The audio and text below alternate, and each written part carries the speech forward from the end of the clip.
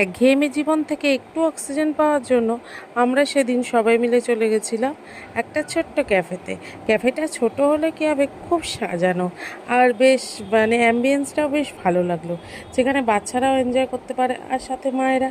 বাচ্চাদের জন্যই যাওয়া, কিন্তু আমাদের গল্প পিএনপিসিটা উপরি পাওনা।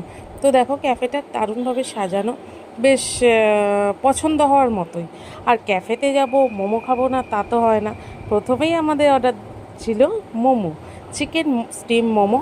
তার সঙ্গে দিয়ে দিয়েছিল দেখো স্যুপেও ভরে ভরে চিকেন ছিল। আর চাটনিটাও ছিল দারুণ স্পাইসি, যেটা বাচ্চারা খেতে পারেনি কিন্তু আমরা খেয়েছি। আর তার সাথে ছিল চিকেন 65, যেটাও খুব সুন্দর ছিল প্রতিটা খাবার। আর এটা তো বাচ্চাদের জন্য নিতে হবে ফ্রেঞ্চ ফ্রাইজ। আর সাথে ছিল কোল্ড কফি, যেটা আমার খুব ফেভারিট। তো সবাই মিলে খুব এনজয় করে খাওয়া দাওয়া সেদিনকে করলাম।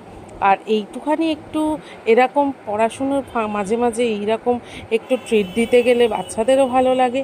যেহেতু রনের এক্সাম চলছে, কিন্তু স্যাটারডে সানডে ছুটি ছিল বলে আমরা ফ্রাইডে সন্ধেবেলায় চলে গেছিলাম। আর সাথে এই টুকটাক ফটো তুলে নিলাম। আর মেন কোর্সের ভিডিও অবশ্যই আসছে। টাটা।